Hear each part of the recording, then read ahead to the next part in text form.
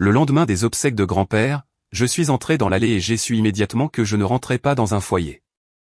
Je marchais vers une déclaration de guerre. Ma veste de tailleur était encore pliée sur le siège passager, sentant légèrement le lys et l'encens de l'église. Mes yeux étaient secs comme du papier de verre après une nuit passée à prétendre que j'allais bien devant des gens qui ne s'étaient montrés que parce qu'il y avait quelque chose à récupérer. Et là, sur le trottoir, il y avait mes affaires. Des sacs poubelles noirs, un carton à moitié effondré. Ma photo encadrée de grand-père et moi. Le verre était brisé. La photo gondolée, comme si quelqu'un avait marché dessus intentionnellement. Une paire de mes chaussures jetées sur le côté, comme si leur existence même sur cette propriété était une offense. La porte d'entrée était fermée et la serrure était neuve. Pas du métal recyclé, mais du métal neuf, brillant et immaculé. Le genre de brillant qui a l'air fier de lui-même. De l'autre côté de la cour, ma mère, Hélène, se tenait les bras croisés comme si elle supervisait une livraison. Mon père, Philippe, était appuyé contre sa voiture, calme, satisfait. Et ma sœur, Célia, était sur le perron comme si elle avait toujours appartenu à cet endroit, tenant une tasse de café comme si c'était sa routine matinale. Ils ne ressemblaient pas à des personnes en deuil. Ils ressemblaient à des propriétaires. Je suis sorti de la voiture lentement, laissant la porte se refermer avec un clic doux pour que personne ne puisse m'accuser de claquer quoi que ce soit. Mon cœur battait fort dans mes oreilles, mais mon visage restait impassible. Si vous avez vécu assez longtemps avec des gens comme ça, vous apprenez que l'émotion est une monnaie d'échange, et ils dépenseront la vôtre si vous la leur donnez. J'ai marché vers les sacs. Ma mère a souri, un sourire petit et tranchant. Oh, dit-elle, comme si elle était agréablement surprise que je sois revenu. Tu es là. Je n'ai pas répondu. J'ai ramassé le cadre brisé et essuyé la poussière de verre sur mon pouce. Ma sœur sirotait son café et me regardait comme si j'étais un divertissement. Mon père a parlé le premier, d'une voix basse et ferme. Les clés? Je les regardais. Quoi? Il fit un signe de tête vers la porte. Donne-les. Tu n'habites plus ici. Ma gorge se serra, mais je gardai une voix égale. C'est la maison de grand-père. Ma mère s'approcha, les yeux brillants de quelque chose de presque joyeux. Et grand-père est parti, dit-elle. Donc, l'arrangement temporaire est terminé. Arrangement temporaire. C'est ainsi qu'ils appelaient les mois passés à le conduire à ses chimiothérapies, à organiser ses pilules, à nettoyer sa cuisine quand il ne pouvait plus rester debout assez longtemps pour le faire lui-même. C'est ainsi qu'ils appelaient le fait que je dorme sur un canapé-lit parce qu'il ne voulait pas être seul la nuit. Temporaire, comme si j'étais une invitée. Comme si je n'avais pas été celle qui était réellement présente. Célia s'appuya contre la rambarde du porche, souriant.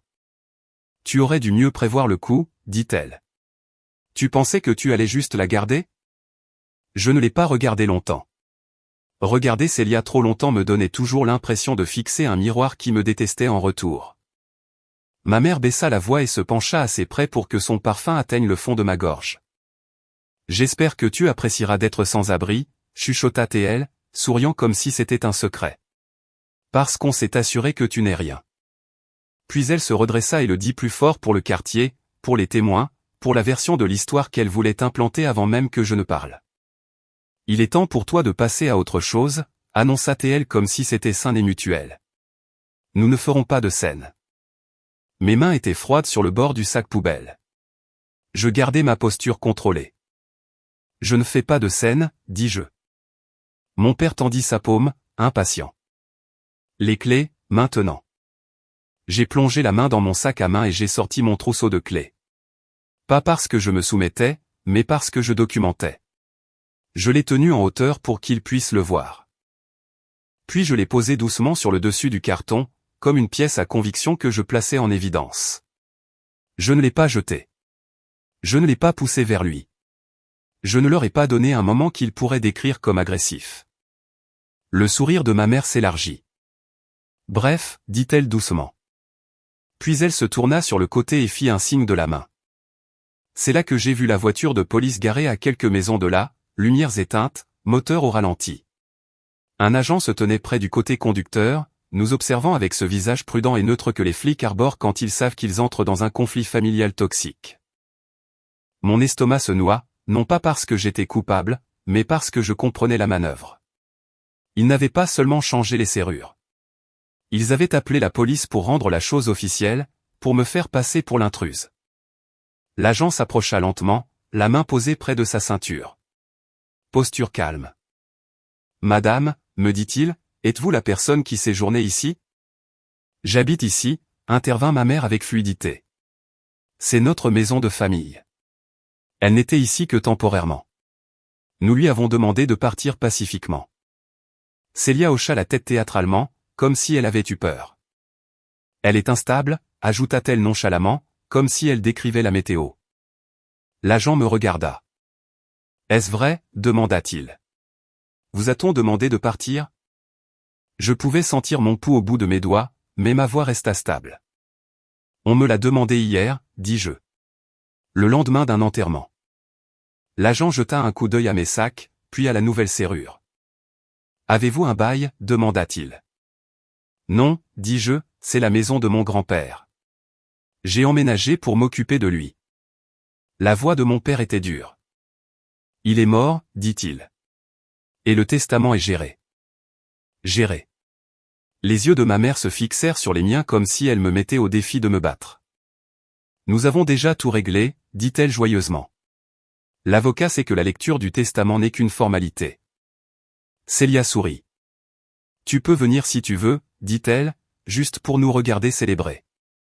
Le regard de l'agent passait de l'un à l'autre, lisant la tension comme une langue qu'il détestait. Madame, me dit-il, c'est une affaire civile, mais si les propriétaires vous demandent de partir et que vous n'êtes pas sur le bail, vous ne pouvez pas forcer l'entrée. La bouche de ma mère se releva à nouveau. Satisfaite. J'ai hoché la tête une fois. Je comprends, dis-je. Parce que je comprenais. Si je me battais ici sur le trottoir, il gagnerait 2 fois. Il garderait la maison, et il garderait le récit des faits. Alors, j'ai ramassé les 2 sacs que je pouvais porter et je les ai placés dans mon coffre lentement, méthodiquement, pendant que ma mère regardait comme si elle me voyait enfin à prendre ma place. Avant de fermer le coffre, je me suis tourné légèrement et j'ai croisé le regard de ma mère. Tu as dit que le testament était géré, dis-je calmement. Qui t'a dit ça? Mon père ricana. Notre avocat. Célia rit sous sa respiration. Tu n'es pas dedans, dit-elle. Ne rends pas ça bizarre. Je n'ai pas discuté. J'ai juste hoché la tête à nouveau. D'accord, dis-je. Alors je serai à la lecture du testament. Le sourire de ma mère s'aiguisa. Vas-y, dit-elle. Ce sera bon pour toi de l'entendre à voix haute. L'agent changea de position, mal à l'aise, comme si même lui savait que c'était de la cruauté déguisée en procédure.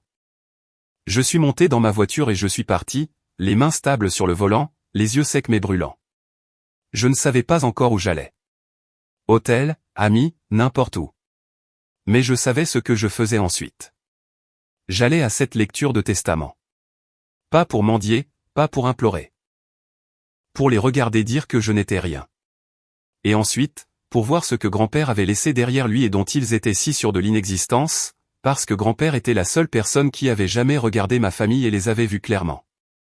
Et la dernière chose qu'il m'avait dite à l'hôpital, la voix faible, la main froide dans la mienne, ce n'était pas « je t'aime ». C'était « ne les laisse pas toucher au papier ». Je me suis souvenu de cette phrase en entrant sur le parking du cabinet d'avocat le lendemain matin, portant les mêmes vêtements noirs de l'enterrement, mon sac toujours dans mon coffre comme une preuve de ce qu'ils avaient fait. À l'intérieur du bâtiment, mes parents et Célia étaient déjà là. Souriant, riant doucement, comme si les dernières 24 heures avaient été une fête. Puis l'avocat a ouvert la porte de la salle de conférence, nous a tous regardés et a dit. Avant de commencer, il y a une dernière section que votre grand-père a insisté pour que je lise en entier. L'avocat n'a pas commencé par de la sympathie. Il a commencé par de la procédure. Il a attendu que la porte de la salle de conférence se referme avec un clic. Puis il a regardé autour de la table comme s'il faisait l'inventaire de la confiance de chacun. Mes parents étaient assis épaule contre épaule, soignés et suffisants. Ma sœur Célia avait le menton levé comme si elle avait déjà gagné quelque chose qu'elle n'avait pas mérité. Ma mère avait même un dossier devant elle, avec du papier vierge à l'intérieur, juste pour la performance. L'avocat plaça un dossier épais sur la table, puis posa une enveloppe scellée à côté, papier crème, cachet de cire rouge, et 2 signatures traversant le rabat comme un avertissement. Il ne les regarda pas quand il parla. Il me regarda moi. Juliette, dit-il calmement. Je suis maître Édouard Laurent. Je représentais votre grand-père. Je suis désolé pour votre perte. Ma mère laissa échapper un soupir doux et impatient, comme si le deuil lui faisait perdre son temps. Maître Laurent recula légèrement sa chaise. Avant de lire le testament, je dois mettre une chose au clair, dit-il. Votre grand-père a laissé des instructions écrites stipulant que cette réunion devait avoir lieu avec vous tous présents dans une seule pièce en même temps. Célia eut un sourire en coin. Super, dit-elle. Alors lisez-le. Finissons-en. Maître Laurent ne réagit pas à son ton.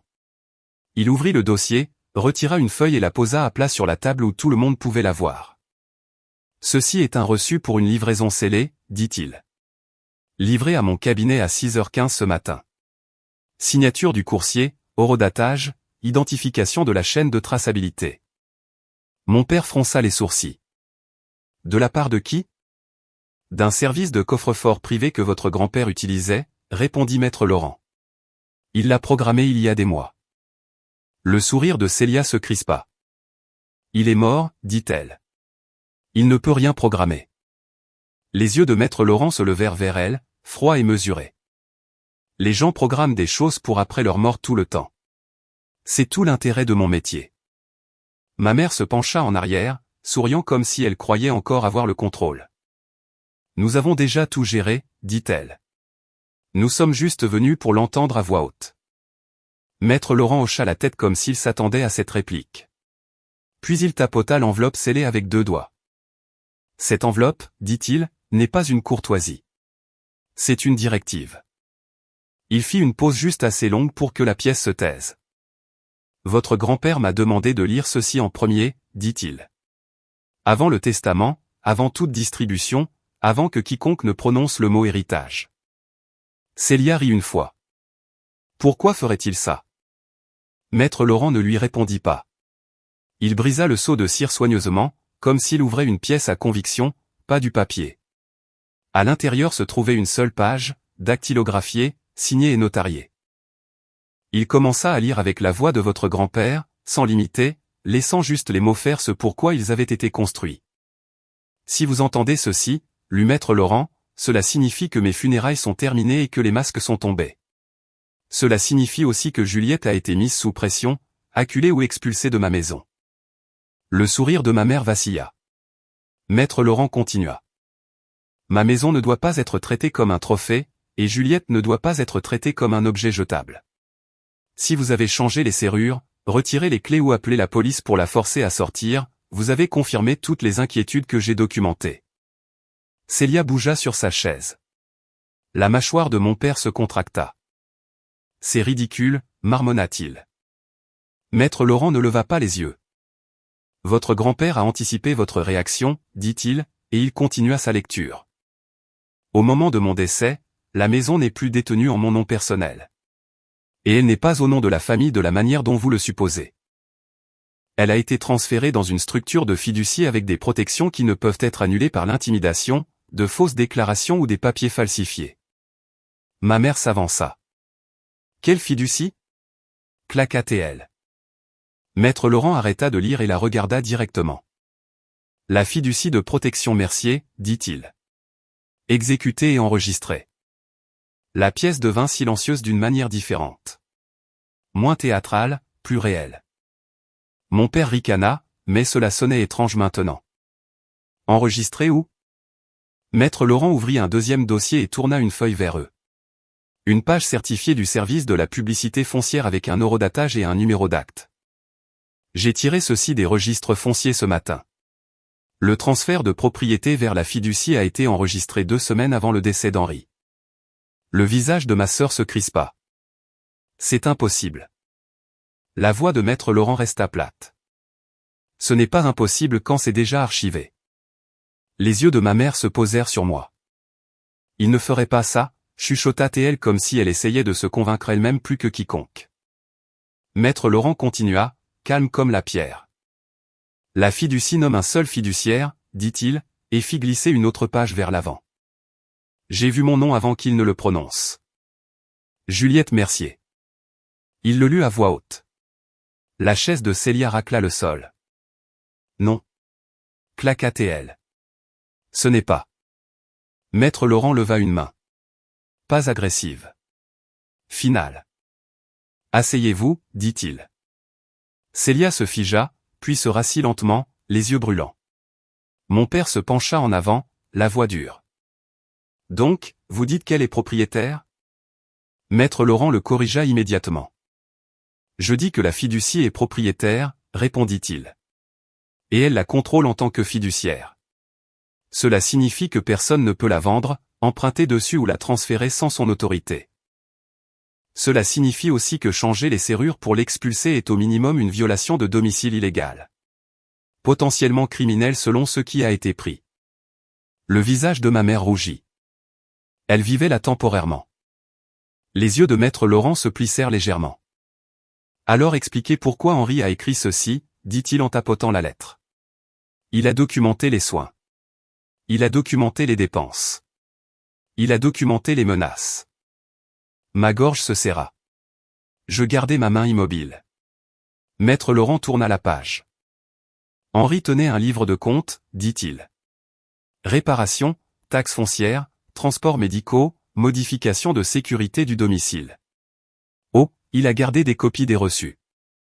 Il a aussi gardé des copies des paiements de Juliette. Mon père rit sèchement. Elle n'a rien payé. Maître Laurent tourna son ordinateur portable vers eux et cliqua une fois. Un reçu scanné apparut. Une facture d'entrepreneur pour une réparation de toiture payée par mois. Un autre reçu de taxes foncières payées par mois. Une autre urgence de plomberie payée par mois. La bouche de ma mère s'ouvrit puis se referma. Célia fixait l'écran comme s'il l'avait personnellement insulté. Maître Laurent ne jubilait pas. Il n'a pas élevé la voix. Il a juste ajouté le poids suivant.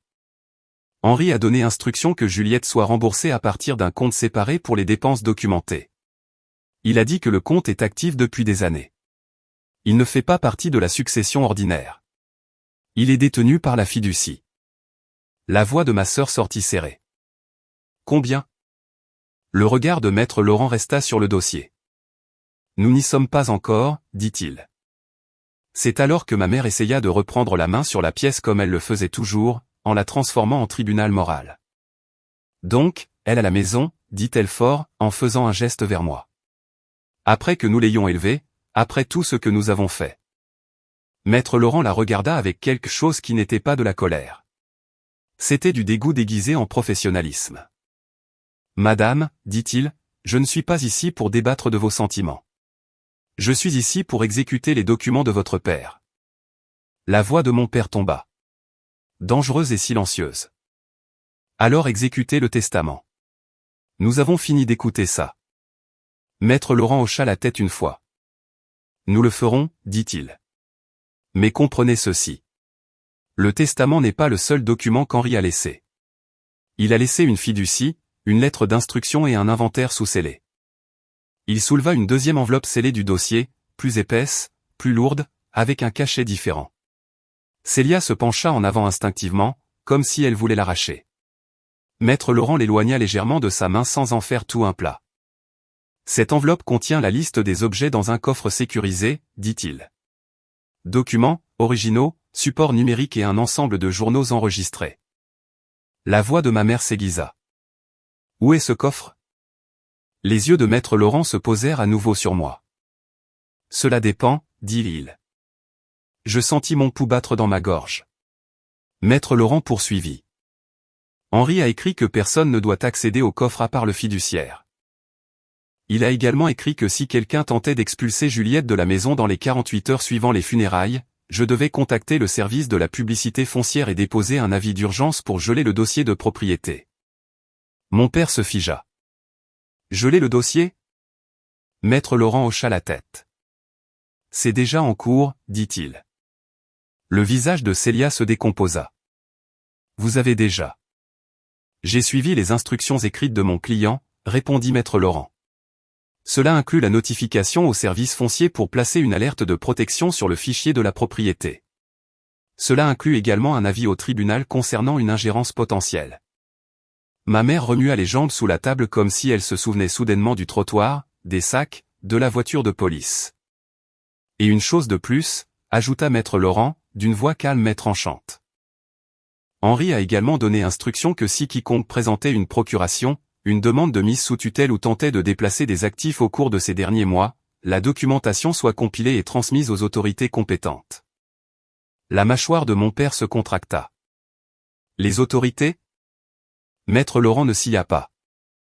Oui, dit-il. Parce que ce que vous appelez des affaires de famille peut aussi être qualifié d'abus de faiblesse sur personnes vulnérables. La pièce tomba dans un silence qui semblait plus lourd que le bruit. Puis maître Laurent rouvrit le dossier du testament et plaça son doigt en haut de la première page. Maintenant, dit-il, nous pouvons commencer la lecture du testament, mais comprenez bien que la maison, les protections de la fiducie et l'inventaire du coffre scellé sont déjà séparés de ce que vous pensez être venu prendre ici. Il regarda Célia, puis mes parents, puis moi. Et la section suivante, dit-il, est celle où votre grand-père explique exactement pourquoi. Maître Laurent ne laissa pas l'indignation de ma mère enfler en discours.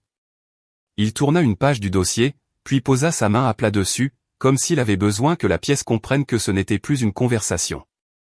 C'était une exécution. Henri a rédigé une déclaration d'intention, dit-il. Il a insisté pour qu'elle soit lue à haute voix, mot pour mot. Mon père ricana comme si la phrase l'offensait. Célia leva les yeux au ciel avec le genre de mépris paresseux que les gens utilisent quand ils sont sûrs que la loi est de leur côté. Maître Laurent ne réagit pas. Il commença simplement. Mes enfants prétendront qu'ils ont tous les droits parce qu'ils sont du même sang, lut-il. Ils prétendront que Juliette est faible parce qu'elle est seule. Ils prétendront que Célia mérite plus parce qu'elle crie fort. Rien de tout cela n'est vrai. La vérité est ce qui peut être prouvé. Le sourire de ma mère se crispa. Maître Laurent continua, la voix stable. Au cours de mes derniers mois, on m'a mis la pression pour signer des documents que je n'avais pas demandés. On m'a présenté des formulaires alors que j'étais sous médicaments. On m'a dit que Juliette profitait de moi alors qu'elle était la seule à m'emmener à mes rendez-vous. Quand j'ai refusé, on m'a menacé de mise sous tutelle. Célia eut un rire bref, sec.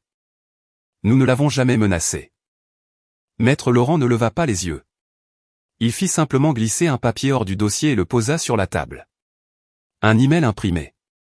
Il le tourna pour que tout le monde puisse voir l'entête. C'est un email envoyé par votre mère au docteur Sunil Patel, dit-il. Objet, demande d'évaluation de capacité. Envoyé 6 semaines avant le décès d'Henri. Les joues de ma mère s'empourprèrent. C'est privé. C'est dans le dossier juridique de mon client, dit calmement maître Laurent. Et cela inclut une pièce jointe. Il tapota la 2e page, un projet dactylographié intitulé Requête de mise sous tutelle d'urgence.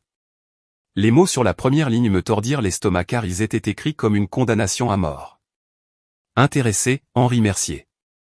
Motif, incapacité et influence abusive de la petite fille. La chaise de mon père bougea. Célia se figea d'une manière qu'elle ne pouvait dissimuler. Maître Laurent continua de lire comme si leur silence n'était que de la ponctuation. J'ai gardé des copies de tout, lut-il. Parce que les gens qui croient que tout leur est dû vous accuseront toujours de cacher des choses. Alors je n'ai rien caché.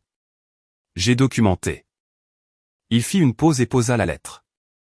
Puis il ouvrit la 2e enveloppe scellée, la plus épaisse qu'il avait mentionnée, et sortit une seule page intitulée Inventaire du coffre. Ne pas ouvrir sans la présence du fiduciaire. Ceci, dit-il, est la liste des objets contenus dans le coffre sécurisé d'Henri. Le coffre n'est pas dans la maison. Il est dans un service de coffre privé. Le code d'accès est divisé en 2 parties. Ma mère se pencha en avant, la voix tranchante. Où est-il? Les yeux de maître Laurent ne quittèrent pas le papier. Il a écrit que je dois détenir une partie, dit-il. Et Juliette détient l'autre. La tête de Célia pivota vers moi. Tu n'as rien, siffla-t-elle. Je ne lui ai pas répondu. Je ne l'ai même pas regardé assez longtemps pour nourrir sa haine. Maître Laurent lut la première ligne de l'inventaire. Article 1, dit-il.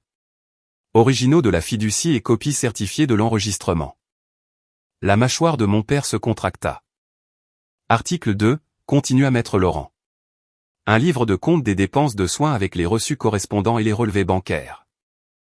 Ma mère ricana, mais cela sonnait faible maintenant. Article 3, dit-il, et sa voix changea légèrement. Pas plus forte, juste plus lourde. Un dossier intitulé Tentative. Célia laissa échapper un rire nerveux. Ça pourrait vouloir dire n'importe quoi. Maître Laurent leva les yeux pour la première fois depuis un moment.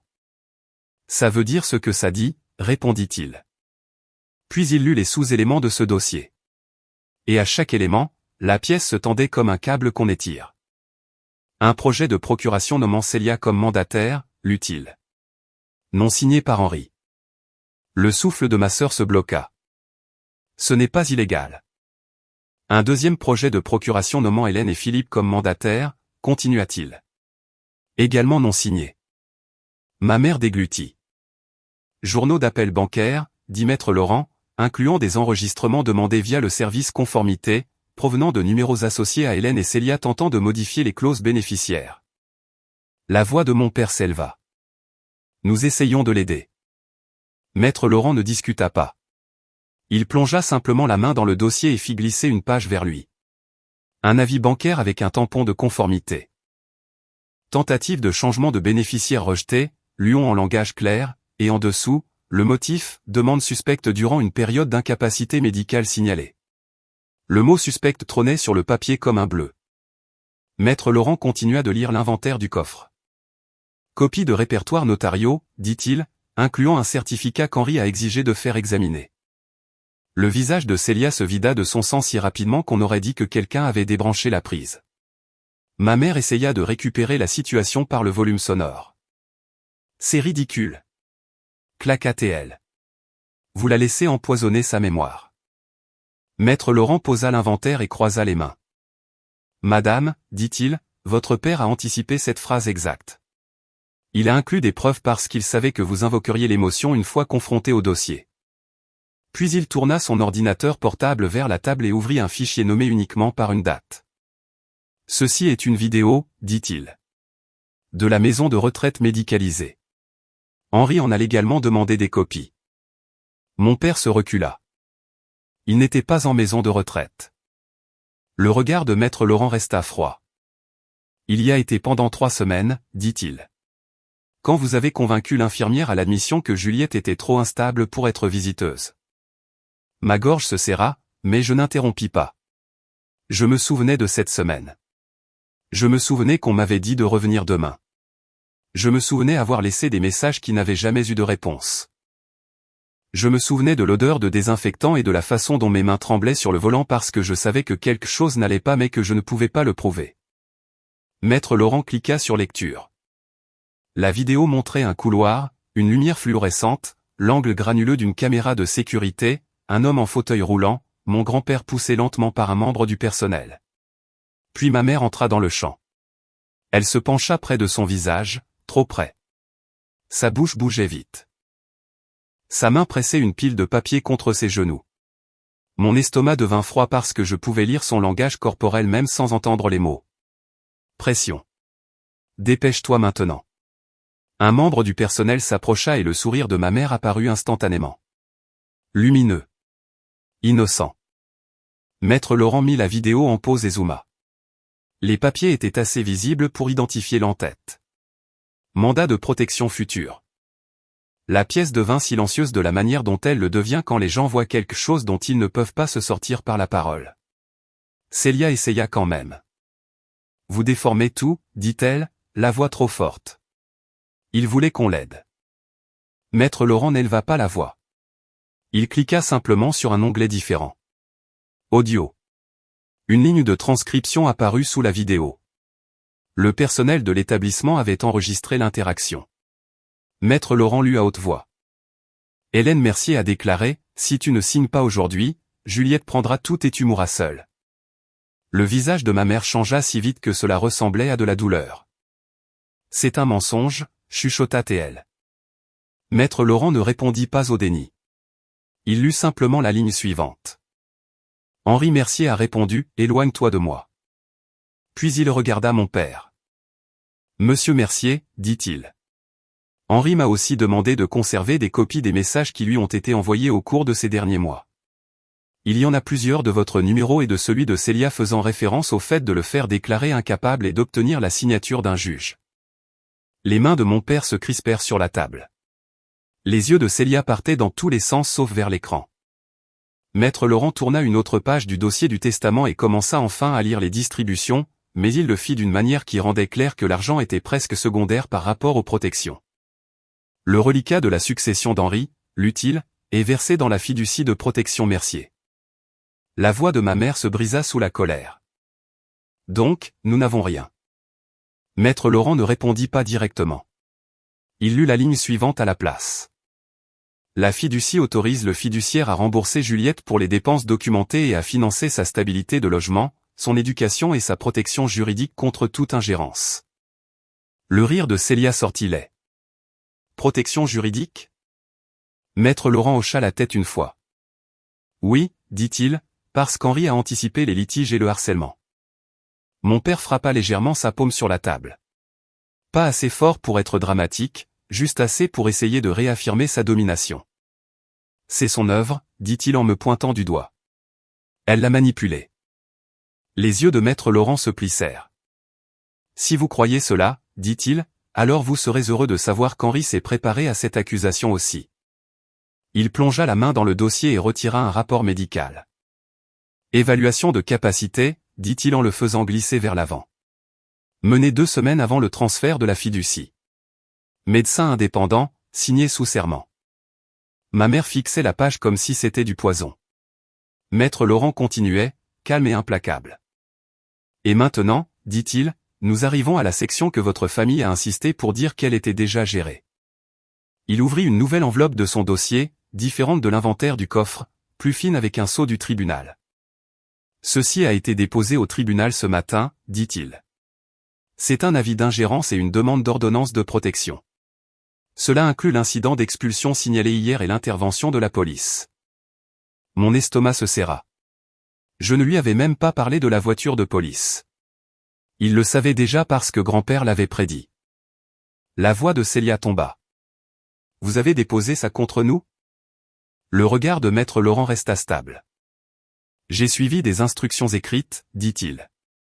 Et parce que l'inventaire du coffre inclut des preuves de tentative d'abus de faiblesse, j'ai également envoyé un signalement préliminaire au bureau du procureur de la République pour examen.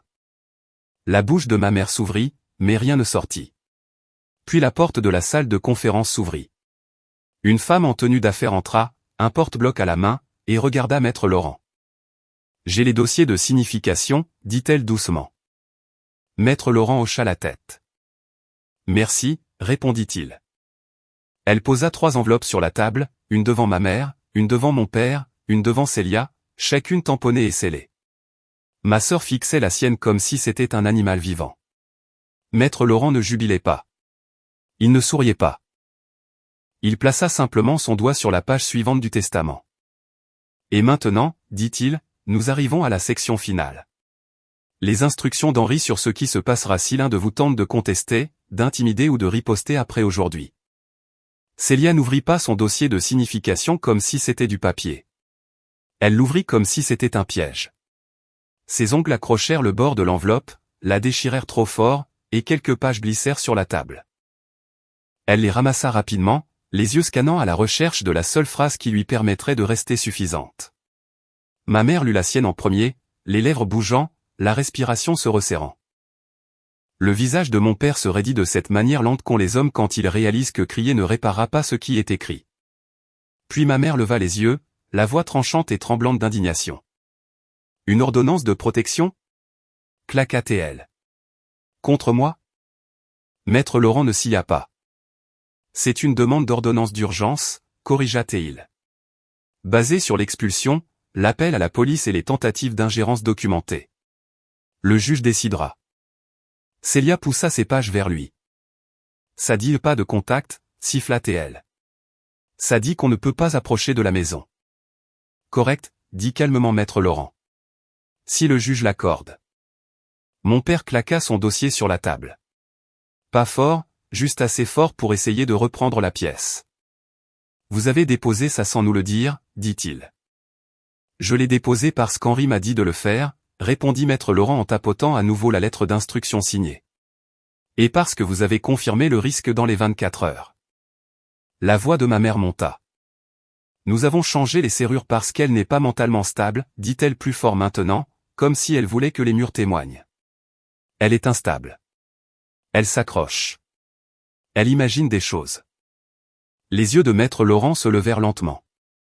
Madame, dit-il, vous avez tenté de faire déclarer votre père incapable alors qu'il était lucide et que c'était documenté. Si quelqu'un ici a l'habitude d'imaginer des choses pour obtenir un avantage juridique, ce n'est pas Juliette. Célia se pencha en avant, le visage brûlant de colère. C'est parce que vous êtes de son côté, cracha-t-elle.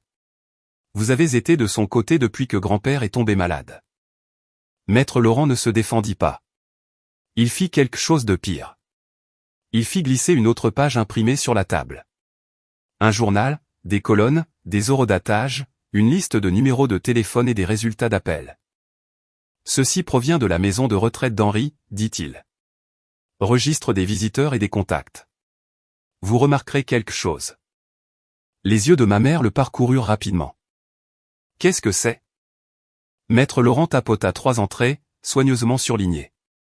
L'accès a été refusé à Juliette 3 fois, dit-il. Par instruction. Et la partie donnant l'instruction était listée comme. Il ne prononça pas le nom de ma mère. Il laissa le registre le faire. Hélène Mercier. Le visage de ma mère rougit. Il ne voulait pas d'elle là-bas, claqua-t-elle. Ce n'est pas ce que le personnel a documenté, répondit maître Laurent. Ils ont documenté qu'Henri réclamait Juliette et que vous l'avez empêché. La bouche de Célia s'ouvrit, puis se referma.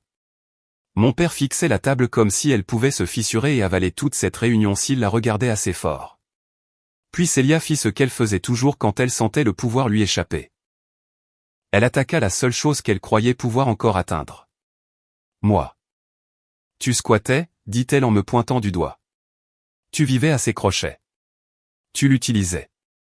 Je gardais ma main immobile. Je la regardais une fois. Calme.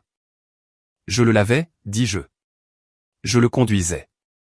Je payais les factures que vous ignoriez. Célia rit, un rire laid et fort. Tu es une menteuse. Maître Laurent fit cliquer son stylo une fois, calme, précis. Alors cela devrait être facile pour vous de le prouver, dit-il. Mon père se tourna vers lui. Nous contestons, dit-il. Nous contesterons tout. La fiducie, tout. Maître Laurent ne broncha pas. Vous pouvez déposer ce que vous voulez, dit-il. Mais votre père a anticipé cela aussi. Il ouvrit à nouveau le testament et tourna vers une section qu'il avait marquée d'un petit onglet. Ceci est la clause de non-contestation, dit-il. Ce n'est pas une menace. C'est une condition. Ma mère ricana. Les clauses de non-contestation ne fonctionnent pas. Elles fonctionnent suffisamment, répondit maître Laurent. Surtout lorsqu'elles sont combinées avec des évaluations médicales de capacités contemporaines et des ingérences documentées. Il fit glisser le rapport médical vers l'avant à nouveau.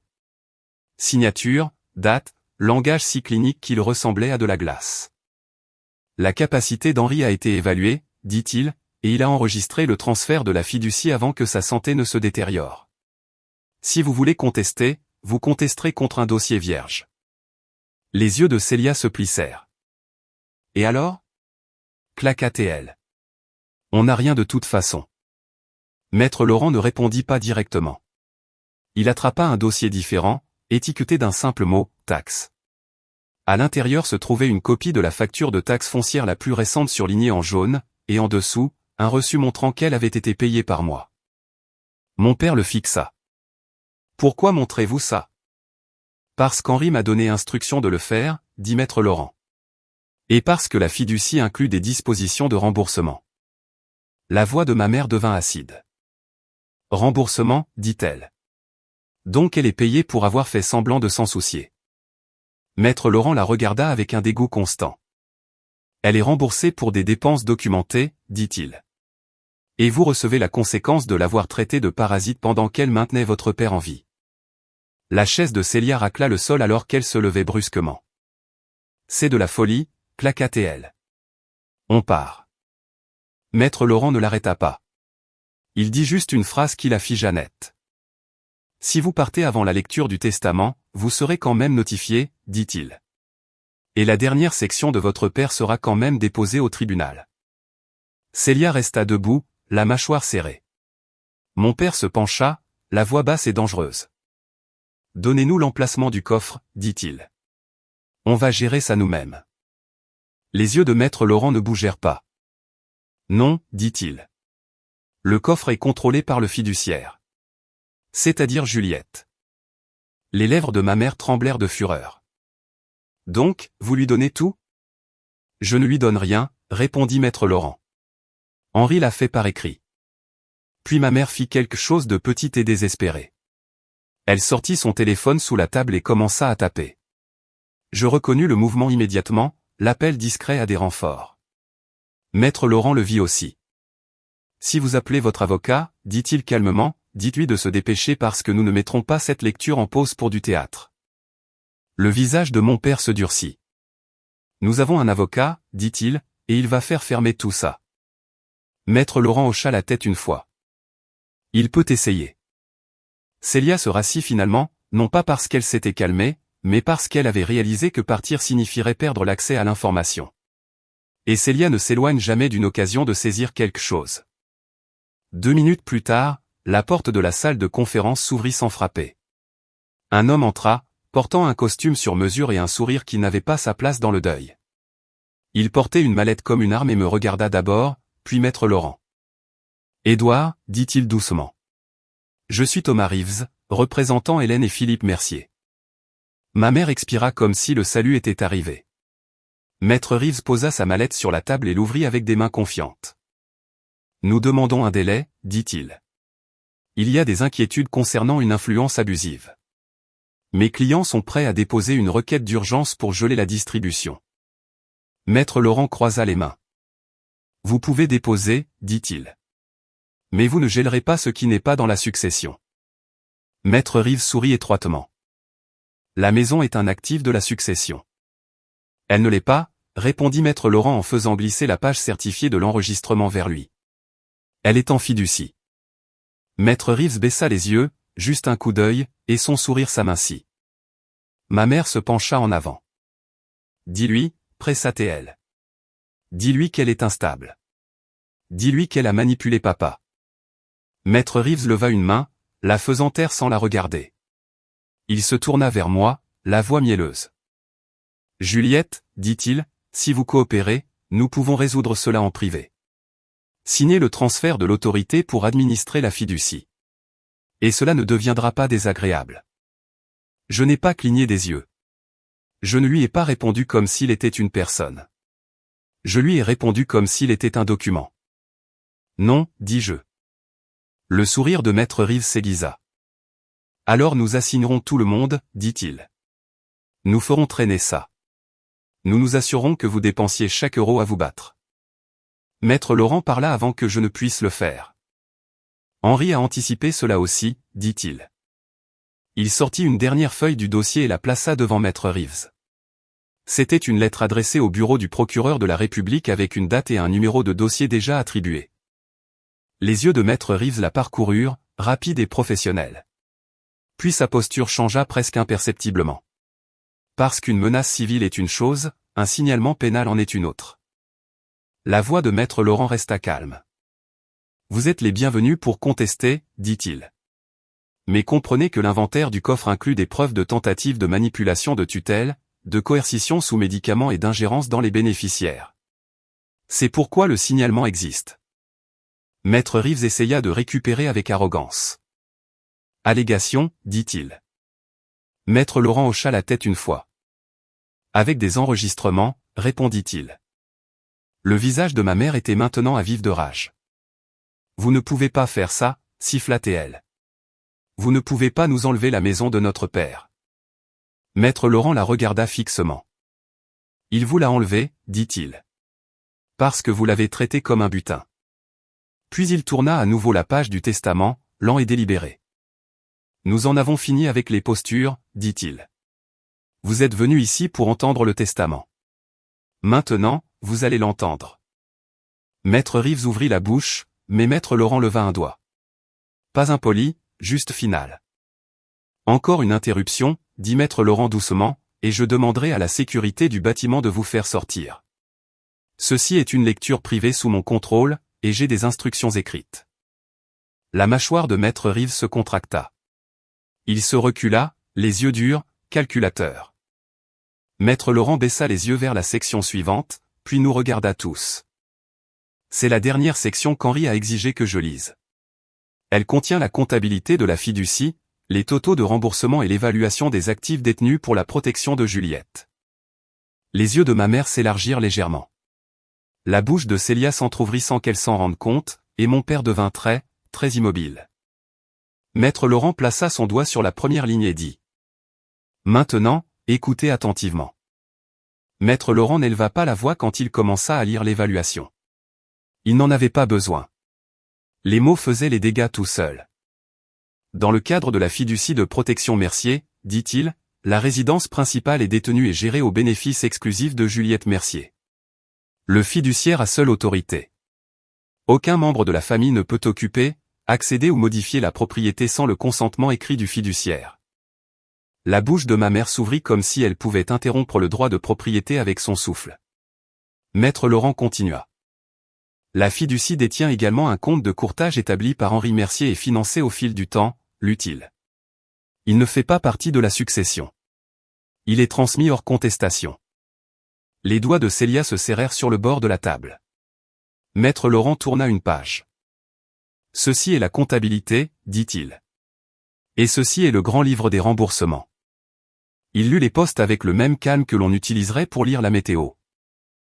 Réparation de toiture, taxes foncières, urgence plomberie, transport médical, modification de sécurité du domicile, courses alimentaires pendant les mois de soins, et à côté de chacun, un reçu correspondant à une preuve bancaire. Puis il lut le total. Total des dépenses documentées payées par Juliette Mercier, dit-il, à rembourser intégralement, 170 000 euros. Mon père émit un petit bruit d'étouffement, comme si sa gorge ne savait pas comment avaler ce chiffre. Ma mère claqua. C'est impossible. Maître Laurent ne la regarda pas. C'est documenté, répondit-il et il passa à la suite. De plus, continua-t-il, Henri a ordonné une réserve de stabilité pour Juliette, pour la sécurité du logement, la défense juridique contre les ingérences et des fonds d'urgence afin qu'elle ne soit plus jamais poussée vers la dépendance. Il fit une pause, puis lut le montant. 1 million d'euros, dit-il, plat et net. La pièce n'explosa pas. Elle ne respira même pas un instant. Le visage de ma mère devint vide d'une manière que je n'avais jamais vue auparavant, comme si son esprit essayait de trouver une place pour mettre la réalité et n'y arrivait pas. La voix de Célia sortit mince. Ce n'est pas. Maître Laurent la coupa d'un regard. Ça l'est, dit-il. Puis il arriva à la partie qu'ils étaient venus entendre. La partie que ma mère avait promis qui m'humilierait. L'évaluation estimée des actifs détenus par la fiducie, lut-il, incluant la résidence, les avoirs de courtage et les comptes de réserve à la date du décès d'Henri Mercier. Il baissa les yeux une fois de plus juste pour être précis, point de 3 200 000 euros. Les genoux de ma mère flanchèrent littéralement sous la table. Ce n'était pas dramatique au début. C'était physique, comme si son corps comprenait ce à quoi sa fierté ne pouvait survivre. Elle agrippa le bord de la table, les yeux écarquillés, les lèvres entr'ouvertes, et puis elle émit un petit son, moitié souffle, moitié incrédulité, et glissa sur le côté de sa chaise. Mon père se leva si vite que sa chaise heurta le mur derrière lui. « Hélène !» aboya Théil, soudainement terrifié. Pas pour sa santé, mais pour ce que ce moment signifiait. Célia fixa ma mère pendant une seconde figée, puis braqua son regard sur Maître Laurent comme si elle pouvait le forcer à rétracter les chiffres. « C'est de la fraude », siffla Théil. « C'est elle qui manipule. » Maître Laurent ne cligna même pas des yeux. Il attrapa son téléphone avec le calme de quelqu'un qui avait prévu cela aussi. « J'appelle la sécurité du bâtiment et les secours, » dit-il uniformément. « Et je continuerai quand la salle sera stable. » Les yeux de ma mère papillonnèrent puis se révulsèrent. Elle s'évanouit. Pas un effondrement élégant, pas une scène de film, juste une femme qui avait construit toute son identité sur la possession, la perdant en un souffle. Le personnel du bureau se précipita. Quelqu'un apporta de l'eau. Quelqu'un appela les pompiers. Mon père s'agenouilla à côté d'elle, secouant son épaule trop fort, chuchotant son nom comme si c'était un sort qui pouvait défaire ce qui venait d'être lu. Célia restait debout, tremblante de rage, et pendant une seconde, j'ai cru qu'elle allait s'en prendre à moi. Pas pour parler, pour frapper. Elle fit un pas autour de la table, le visage tordu. Et maître Reeves tendit un bras sans la regarder. « Ne fais pas ça », marmonna-t-il. Pas pour moi, pour elle.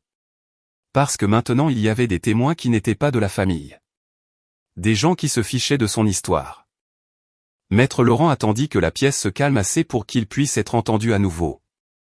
Puis il regarda mon père et Célia, comme un juge regarde des accusés qui pensent encore que le charisme compte. Il y a plus, dit-il. Et cela concerne vos choix. Célia cracha.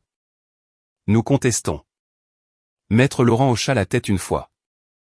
Alors vous devriez écouter très attentivement, répondit-il. Parce qu'Henri a inclus une instruction d'application. Il souleva à nouveau l'épaisse enveloppe d'inventaire, celle qui les avait rendus affamés 1 heure plus tôt.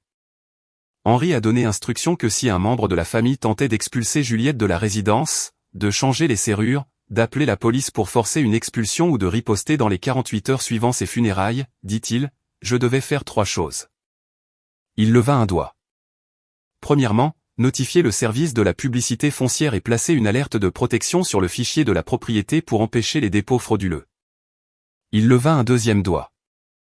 Deuxièmement, déposer une demande d'ordonnance de protection d'urgence pour empêcher tout harcèlement ultérieur et toute entrée non autorisée. Il leva un 3e doigt. Et troisièmement, livrer son dossier de preuve au procureur de la République pour examen au titre de l'abus de faiblesse, de la coercition et de la fraude. La posture de maître Reeves changea au 3e doigt. Sa mallette cessa de ressembler à une arme pour ressembler à un boulet. La voix de mon père tremblait de colère. Quelle preuve? Maître Laurent ne répondit pas par une opinion. Il répondit par la logistique. Le coffre, dit-il. Celui dont vous exigiez l'accès. Il ouvrit à nouveau la feuille d'inventaire. Le coffre contient une lettre d'Henri, lut-il. Un registre complet avec les originaux, des copies des projets de mise sous tutelle, des journaux d'ingérence bancaire, des enregistrements de restriction de visite de l'établissement et des supports numériques. Puis il regarda directement Célia. Il contient aussi les images de sécurité qu'Henri a commandées à l'établissement, dit-il, montrant qui apportait des papiers pendant les heures de prise de médicaments et qui essayait de l'isoler de Juliette. Le visage de Célia vira au gris. Ma mère remua faiblement sur le tapis alors que les pompiers arrivaient. Elle n'était plus inconsciente, juste vide, fixant le plafond comme s'il l'avait trahi. Maître Laurent ne s'adoucit pas. Il ne la punit pas avec cruauté. Il la punit avec l'achèvement. Il fit glisser une petite enveloppe scellée sur la table vers moi. Ceci est votre partie du code du coffre, dit-il doucement. Je vous retrouverai là-bas aujourd'hui avec ma moitié. Henri a donné instruction que vous accédiez au coffre immédiatement, sécurisiez les originaux et déposiez tout ce qui est nécessaire pour rétablir l'occupation. Ma gorge se serra. J'ai hoché la tête une fois. D'accord. Mon père leva les yeux du sol, les yeux flamboyants. Vous ne pouvez pas juste la ramener là-bas, claqua-t-il. Cette maison. La maison est détenue par la fiducie, interrompit maître Laurent, la voix plate. Et elle est la fiduciaire. La voix de Célia se brisa, aiguë et laide.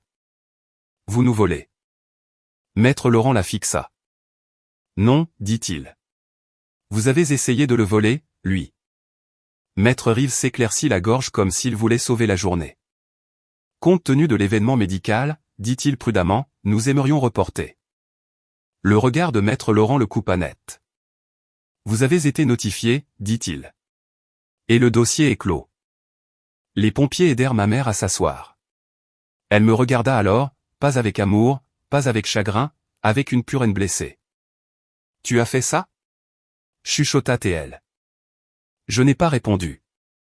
Je n'en avais pas besoin, car elle s'était fait ça à elle-même au moment où elle avait mis mes sacs sur le trottoir et souri.